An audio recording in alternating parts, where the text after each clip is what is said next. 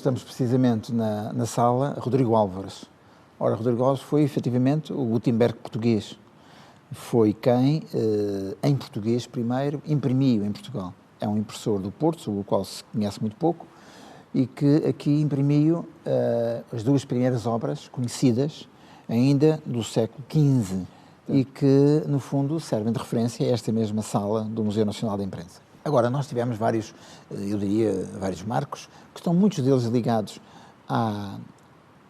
aos jornais, às publicações, não é? Sobretudo os jornais. Eles é que, no fundo, trouxeram a novidade em termos tecnológicos, a própria litografia, que veio desenvolver de uma forma muito significativa a ilustração, por exemplo, a caricatura, não é?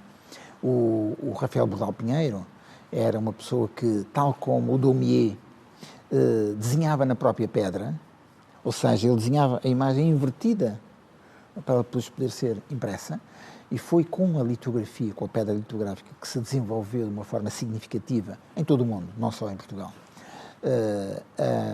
a ilustração, o desenho, a arte do humor.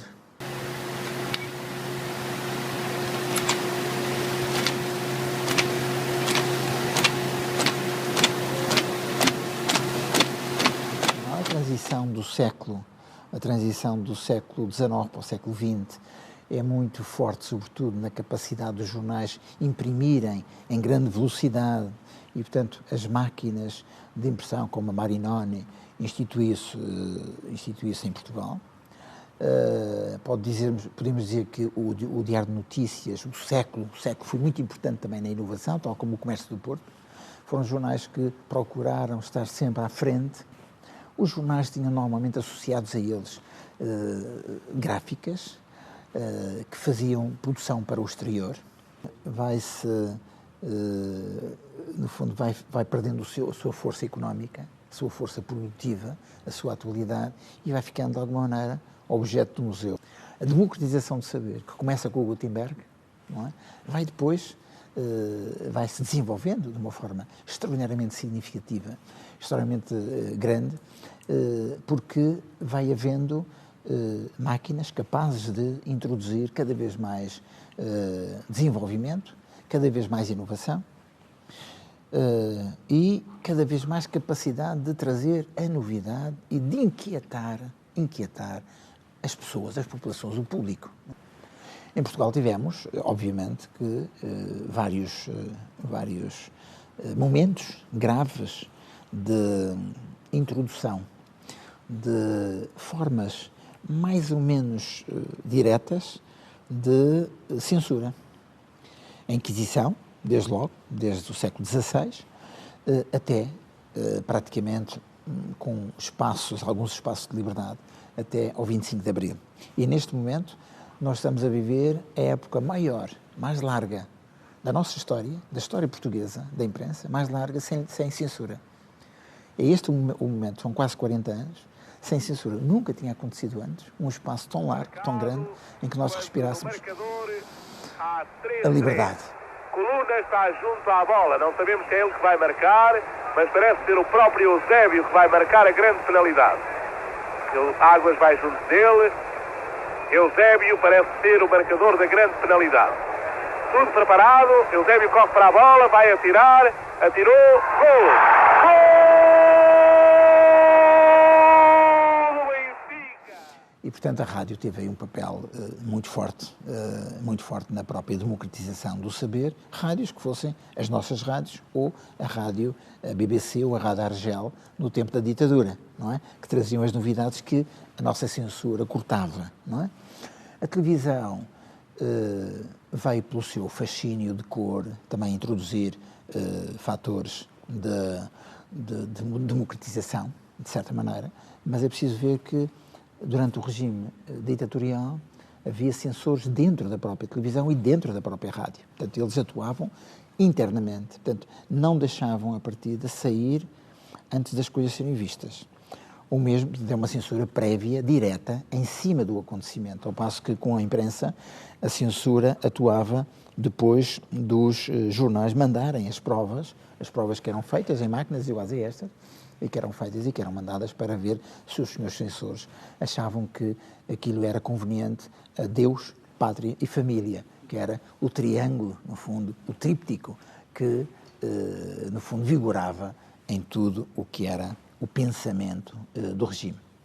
A internet veio introduzir um fator completamente novo, e que é o de que a informação, o acesso à informação é como o acesso, eu não digo à água, mas ao ar. O ar. E habituámos-nos a pensar que a internet, a informação não custa nada. Ora, isto é um reino, eu diria, de alguma pirataria e que vicia um pouco as regras do jogo. E esta fase em que nós estamos a viver, em que há vários jornalistas, vários produtores de informação a serem postos no desemprego, porque muitos jornais, muitas revistas, muitos meios de comunicação social impressos estão enfim, a mingar, não é? Estão a fazer, no fundo, a deixar de ter sentido a sua existência por causa da opção internet, dá-nos essa ideia de que, afinal, isto não custa nada. Não há cidadãos repórter. Não há cidadãos repórter. O que há é informadores. Há correspondentes, eventualmente. Há pessoas que nos dão informação e que já davam.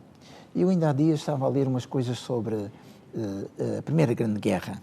E é curioso que alguns jornais trazem já lá informação de um leitor. E uma informação que eles põem na primeira página. Porquê? Porque essa informação era de alguém que estava num sítio privilegiado para recolher essa informação. Num sítio privilegiado para recolher essa informação. E, portanto, trazia essa informação que o jornalista, mesmo o enviado especial, não tinha hipótese de colher. Ora, o que há na fase atual em que nos encontramos, creio eu, é que com a multiplicação de meios de registro, meios tecnológicos de registro do que se passa, seja através de máquinas de vídeo, seja através de máquinas fotográficas, seja através apenas do som, não é? Dos sistemas áudio, nós dispomos, qualquer cidadão hoje dispõe de meios de registro imediato do que está a acontecer à frente dos seus olhos. Ora, isso não é jornalismo. Isso é um registro informativo. Jornalismo é muito mais do que isso. É por isso que eu acho que o cidadão, dito cidadão repórter, não é um cidadão repórter. É um cidadão que informa os repórteres, que informa os jornalistas, que informa os meios de comunicação social, porque é preciso pensar que a comunicação e a informação não é apenas um conjunto de fragmentos, de registros, de informadores, sejam eles quais foram.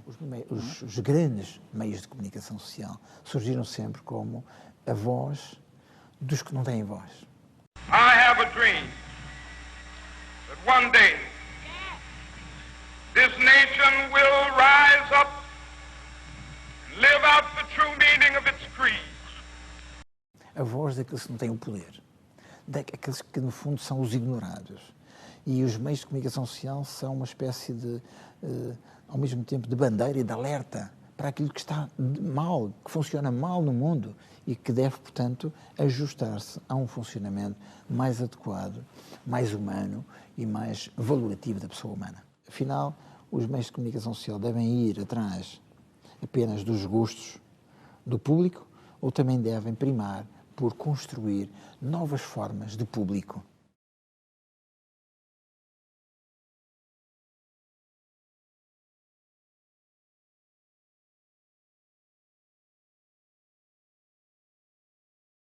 Quando falamos em papel e falamos em suporte digital, em papel plástico, nós estamos a falar à partida logo de níveis de exigência, num segundo plano, muito diferentes. Num primeiro plano, não. No plano da recolha da informação, no plano do rigor da informação, no plano da seleção da informação, aí nós estamos a funcionar de igual modo. Quer dizer, do ponto de vista da aprendizagem do jornalista, ele tem que ter os mesmos cuidados para o papel como tem que ter para o trabalho em difusão digital, difusão virtual. Aqui mudam os meios tecnológicos que usa, ou seja, quando ele faz a recolha de informação para o papel, usa determinados meios, quando tem que fazer para a internet já tem que ter em conta a imagem e a imagem em movimento, eventualmente, não é? E, portanto, tem mais exigências do ponto de vista do domínio tecnológico, ou do princípio da informação. Praticamente a metodologia é a mesma. O que nós estamos aqui a pensar e que devemos pensar sempre na área dos conteúdos. Os conteúdos mudam? Melhoram, pioram? Com o jornal plástico? Eu acho que a produção para a internet é muito mais exigente. Porquê? Por um lado, porque a celeridade da informação é enorme. Os tempos de produção, as exigências são muito fortes. O jornalista tem que ser mais rápido a produzir a informação, a digerir, a selecionar e a saber o que é oportuno naquele momento dizer. Por outro lado, ele tem mais condições de contextualizar. Portanto, ele tem mais condições de fazer uma informação muito mais rica. É claro que na sociedade em que nós vivemos, em que o fragmento é que conta, o que interessa é saber um bocadinho de qualquer coisinha, não é fácil do ponto de vista mental, do ponto de vista da atitude, trabalhar no registro das exigências do próprio suporte digital. Mas, enfim, é um processo de aprendizagem. Nós estamos todos neste momento a aprender. Estamos a aprender a ser jornalistas de forma diferente, estamos a ser cidadãos de forma diferente, de que muitos deles já não precisam do papel, do jornal, não precisam sequer de folhear o livro, não é? Porque já têm mais hipóteses de transportar muitos livros debaixo do braço num simples tablet. Agora, o que é que importa? É o cheiro ao papel? Ou é o conteúdo do papel? Eu acho que o que importa é o conteúdo. E hoje temos muito mais condições de aceder a muito bons conteúdos, sem limitações que existiam há décadas, porque só alguns conteúdos estavam nas bibliotecas e alguns só em determinadas bibliotecas. Hoje, de facto, a sociedade está-nos a proporcionar meios de democratização do saber excelentes. E nós temos é que saber aproveitar. Havendo tempo, e esse é que é o drama do cidadão atual, é tempo para selecionar. Eu acho que a grande virtude hoje da cidadania é saber selecionar a informação adequada a cada momento para nós sermos melhores cidadãos, mais interventivos, mais participativos e para podermos contribuir melhor com o nosso esforço, com a nossa criatividade para a sociedade, para uma sociedade mais justa e mais válida. Portanto, nós temos que pensar, por um lado, que as tecnologias ajudam a termos mais rapidamente e de uma forma mais lata acesso a mais informação. Portanto, logo aí a democratização do saber aumentou exponencialmente. E o facto de aumentar obriga-nos a ser mais exigentes porque vamos ter que ser mais seletivos, se quisermos usar bem essa informação em nosso favor. Portanto, o cheiro ao papel, eu diria que o cheiro ao papel e o cheiro a tintas começa a ser um objeto de museu, começa a ser sensação de museu. E por isso eu acho que os livros e em papel e os jornais em papel vão continuar a existir, mas vão continuar a existir cada vez mais para grupos restritos, para pequenas obras, para obras distintas e não para a vulgarização do saber. A vulgarização do saber vai fazer-se, de facto, cada vez mais, acho que é para aí que todos caminhamos, através da difusão por telecomunicações, portanto, através da internet, desde os smartphones, todos esses sistemas que estão a vulgarizar o conhecimento. É por aí. Ora, a maior parte das pessoas vai ter, de facto, acesso à informação através da televisão, não é? Através também da rádio, claro, e estes meios passados eventualmente pela internet. Portanto, não à hora que eles querem, à hora que os próprios canais querem, mas à horas que eu, fruidor da informação, quero. E, portanto, é para aí que nós caminhamos. A minha expectativa, já há muitos anos, era de facto de transformação da informação do papel para o suporte digital.